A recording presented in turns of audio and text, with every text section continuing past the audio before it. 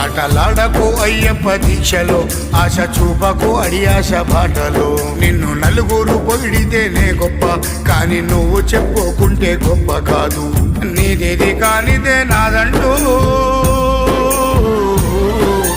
నీదేది కానిదే నాదంటూ గొప్పకు పోయి నిందల పాలుగాకు. కోట్లు లేవని చింతించకు, నువ్వు కూటికి ఉందని సంతోషించు. పాదయాత్రలెన్ని నడిచినా, ఎన్ని కష్టాలను ఎదిరించినా, నిష్ఠతో నువ్వు దీక్ష చేసినా, పడి పూజలు ఎన్నో చేసినా,